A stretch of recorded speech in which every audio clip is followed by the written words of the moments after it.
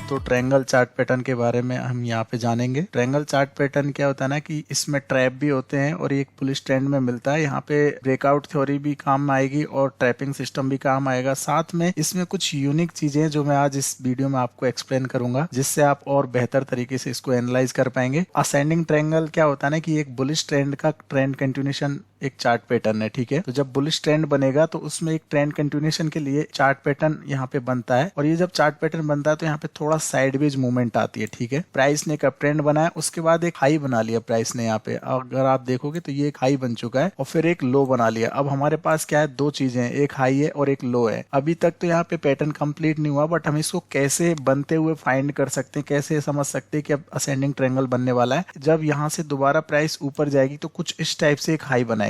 अब ये हाई जो है ना, इसके इक्वल भी हो सकता है प्रीवियस हाई के, हॉरिजॉन्टल वे में इक्वली भी हो सकता है या फिर थोड़ा नीचे भी हो सकता है, ठीक है। उसके बाद प्राइस अगेन नीचे आएगी और फिर से एक हायर लो बनाएगी। प्रीवियस लो है, इसके ऊपर हायर लो बनाएगी और यहाँ से प्राइस अगेन से बाउंस करके ऊपर जाएगी। जब बाउंस करके ऊपर जाती है प्राइस तो ये इक्वल जो हाई है, ये प्रीवियस जो हाई है, इसके आसपास भी हाई बना सकती है या फिर इससे थोड़ा सा नीचे बना सकती है या फिर इस लाइन के थोड़ा ऊपर तक भी जाके और फिर वापस आ सकती है। मतलब यहाँ पे हमको देखना क्या है कि ये जो बीच में हाई बना है ना, इस हाई के ऊपर बनना चाहिए ये वाला हाई, ठीक है। तब ये असेंडिंग ट्रायंगल की फॉर्मेशन में चली जाएगी। तो यहाँ पे थोड़ा सा डिफरेंट तरीके से मैं इसको आपको समझाने की कोशिश कर रहा हूँ, इसको बहुत अच्छे से आपको समझना है। तो चलिए, फिर प्राइस सेकंड इक्वल हाई बना दिया, देन अगेन प्राइस में एक रिजेक्शन आ गया, ठीक है। रिजेक्शन आने के बाद प्राइस क्या करेगी, थोड़ा नीचे आएगी और नीचे आने के बाद में जो प्रीवियस हाई है ना, ये वाला हायर लो, इसके ऊपर ही हाई बनाएगी। मतलब यहाँ पे जो प्रीवियस हायर लो है ये इसके ऊपर, इसके मतलब इसको ब्रेक नहीं करेगी नीचे और इसके ऊपर यहाँ पे हायर लो बनाएगी और देन अगेन प्राइस यहाँ पे ऊपर जाएगी। अब जब प्राइस अगेन से यहाँ पे ऊपर जा रही है ना, तो ये क्या करेगी, या तो ये जो वाला इक्वल हाई है इसके आसपास हाई बना सकती है या फिर इसके थोड़ा नीचे हाई बना सकती है। देन अगेन प्राइस नीचे आएगी और उसके बाद में ये जो प्रीवियस यहाँ पे लो है, हायर लो, इसको थोड़ा सा यहाँ पे ब्रेक करने की कोशिश करेगी। बट ये जो प्रीवियस यहाँ पे इसके और नीचे में जो हायर लो है, इसको ब्रेक नहीं कर पाएगी। एक्चुअल में हायर लो तो यही वाला है, ये वाला पॉइंट। क्यों? क्योंकि इसका रीजन ये है कि एक्चुअल में हाई तो यहाँ बना है, देखो प्रीवियस हाई के ऊपर हाई यहाँ बना है, तो हायर लोज यहाँ पे मार्क होंगे। ये जो हाई बना ना, ये बिलो द प्रीवियस हाई है, इस वजह से ये हायर लो कंसीडर नहीं होगा। बट प्राइस इसको ब्रेक करती है, जिससे यहाँ पे लोग ट्रैप होते हैं। वो सोचते हैं कि यहाँ पे लो ब्रेक हो गया है तो चलो सेलिंग कर लेते हैं यहाँ पे, लेकिन यहीं पे ट्रैपिंग शुरू होती है। अगर आप इसको ध्यान से देखोगे तो यहाँ में देखिए आपको दो पैटर्न दिख रहे हैं। यहाँ पे एक डब्ल्यू पैटर्न आपको दिखाई दे रहा है लाइक दिस, और उसके बाद एक एम पैटर्न यहाँ पे दिखाई दे रहा है लाइक दिस। तो ये दोनों ही ट्रैपिंग पैटर्न है। जब इस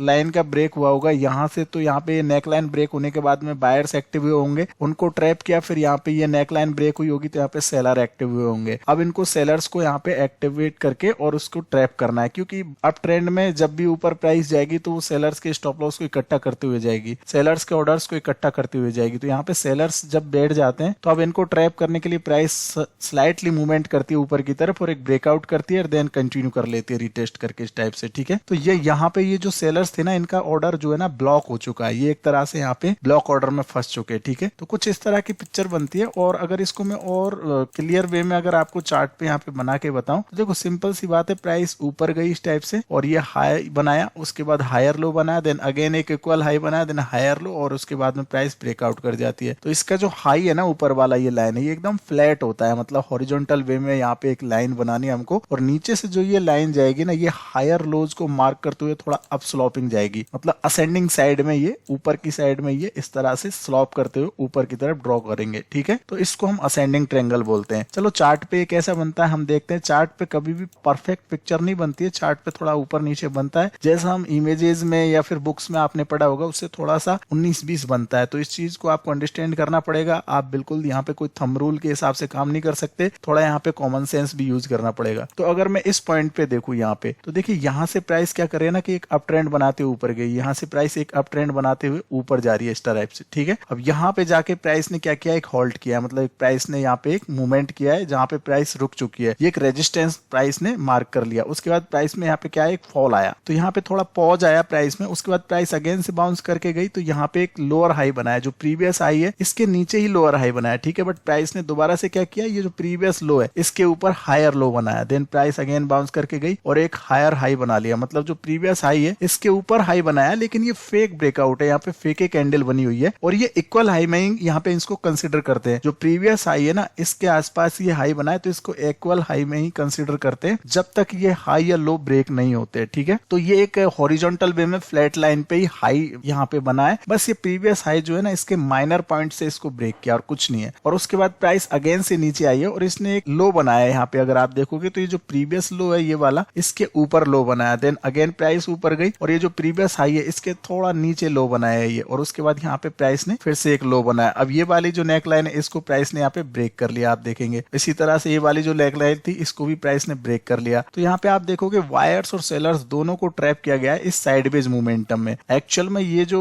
यहाँ पे बना हुआ है पैटर्न, ये असेंडिंग ट्रायंगल पैटर्न है और ये एक ट्रेंड कंटिन्यूएशन पैटर्न होता है। ठीक है, इसमें प्राइस ट्रेंड को कंटिन्यू करती है, जो प्रीवियस अप ट्रेंड चल रहा है उसको कंटिन्यू करती है। और यहाँ पे ट्रैप कैसे किया गया है कि जब डब्ल्यू पैटर्न बना होगा तो यहाँ पे जो अग्रेसिव बायर होंगे वो यहाँ पे एंटर हुए होंगे, क्योंकि अप ट्रेंड है, अब जिनसे मिस हो गए होंगे ऑर्डर्स वो यहाँ पे अग्रेसिवली बाइंग करते हैं, उनको यहाँ पे डराया जाता है। जो रिटेलर्स यहाँ पे एंटर हो जाते हैं उनको डराया जाता है। तो यहाँ पे रिटेलर्स एंटर हुए तो उसके बाद देखिए यहाँ पे एक एम पैटर्न की भी फॉर्मेशन की गई। तो यहाँ पे जैसे ये नेकलाइन टूटा, यहाँ पे अग्रेसिव ट्रेडर्स एंटर हुए होंगे, उनका पहले स्टॉप लॉस ब्रेक किया और उसके बाद यहाँ पे सेलिंग का मूवमेंट, मतलब सेलिंग टाइप का यहाँ पे एक पैटर्न बना दिया जिसको एम पैटर्न बोलते हैं या डबल टॉप पैटर्न बोलते हैं। ठीक है, अगर आप इसको ध्यान से देखेंगे तो ये एक डबल टॉप पैटर्न की फॉर्मेशन यहाँ पे पैटर्न के अंदर ही हुई है। और उसके बाद इसका नेक लाइन जैसे ही ब्रेक हुआ, अब यहाँ नेक लाइन ब्रेक हुआ, यहाँ पे अगर आप ध्यान से देखोगे तो यहाँ पे दो तीन चीजें आपको दिखेंगी, मैं आपको समझाता हूँ। देखिए यहाँ पे क्या हुआ है ना कि ये नेक लाइन भी ब्रेक हुई है और इसके साथ साथ यहाँ पे ये जो ट्रेंड लाइन बनी हुई है ये वाली, ठीक है, ये ट्रेंड लाइन भी यहाँ पे छोटा मोटा ब्रेक डाउन दिखाया है इसने। तो यहाँ पे ऐसा लग रहा है कि प्राइस सेलिंग साइड में जाएगी, लेकिन प्राइस यहाँ पे सेलिंग साइड में नहीं जाएगी। This is a trap. तो इस ट्रैप से आपको बचना है। जब भी आप इस टाइप के चार्ट पैटर्न आपको दिखे तो आपको यहाँ पे ट्रैप्स को ढूंढना पड़ेगा। ठीक है, यहाँ पे क्या हुआ है ना कि ऑर्डर ब्लॉक कर दिया है स्मार्ट मनी ने। यहाँ पे जिन लोगों ने शॉर्ट किया था इस पोजीशन के अंदर, उस शॉर्ट पोजीशन को कितना फास्ट तरीके से यहाँ पे प्राइस ने देखिए ब्रेक किया। अगर आप इतना चार्ट का मूवमेंट देखोगे तो यहाँ पे देखिए जैसे यहाँ पे शॉर्ट हुए थे उसके बाद कितनी बड़ी कैंडल आई। इस कैंडल ने सारे जो ऑर्डर है उनको ब्लॉक कर लिया, मतलब इस एक कैंडल के अंदर ये सारे जो सेलर्स के ऑर्डर थे ये सारे एक कैंडल के अंदर आ गए। इसको ऑर्डर ब्लॉक बोलते हैं। फिर यहाँ पे देखिए यहाँ पे बायर्स सेलर्स को फंसा के रखा और फिर यहाँ से फिर से ऑर्डर ब्लॉक कर दिए। तो इस तरह से जो है ना स्मार्ट मनी मूवमेंट करती है। जैसे स्टॉप लॉस यहाँ पे स्मार्ट मनी को मिलते हैं वो तुरंत से यहाँ पे ऑर्डर ब्लॉक लगा देती है और यहाँ पे जो है ना छोटे रिटेलर्स को फंसा लेती है। तो इस तरह का एक असेंडिंग ट्रायंगल बनता है। इसमें आप सिंपल तरीके से देख सकते हैं कि एक अप ट्रेंड था, अप ट्रेंड के बाद में प्राइस ने पॉज लिया, फिर एक इक्वल हाई बनाया, फिर एक लो बनाया, फिर अगेन इक्वल हाई बनाया, फिर एक लो बनाया और फिर यहाँ से प्राइस ने ब्रेकआउट किया, रिटेस्ट किया, देन अगेन बाउंस किया। अब ये प्राइस इधर वापस क्यों आई है इतना, ये नीचे गिर के अगर इसको ऊपर ही जाना था, देखिए ऊपर गई है प्राइस, तो ये वापस क्यों आई है इस रेंज में, इसका क्या कारण है? तो इसका कारण है, मैंने अभी प्रीवियसली एक वीडियो बनाया था फेयर वैल्यू गैप के ऊपर। अगर आपने नहीं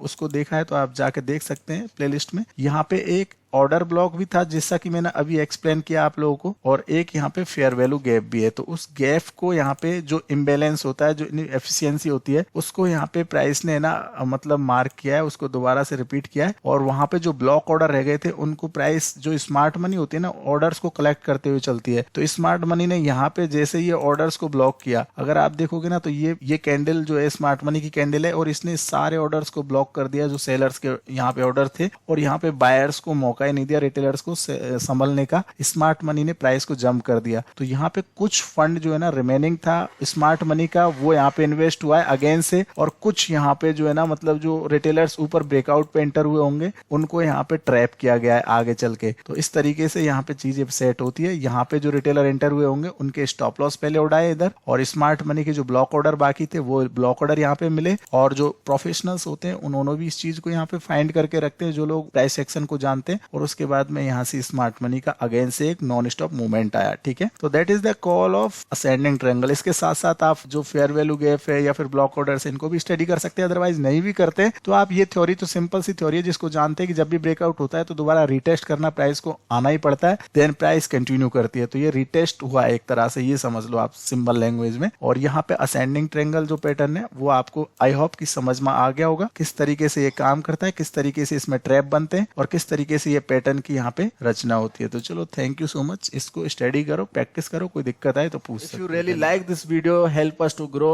thank you so much guys. You can like my video, share my video and subscribe my channel, and also press bell icon as well. Thank you so much guys. अगर आपको ये chapter अच्छे लगे हो तो आप मुझे जरूर से कमेंट करके बताना, ठीक है, और लाइक और शेयर और सब्सक्राइब जरूर करना चैनल को। सो अगर आप मुझसे कांटेक्ट करना चाहे फॉर इंक्वायरीज तो call and SMS for my WhatsApp number.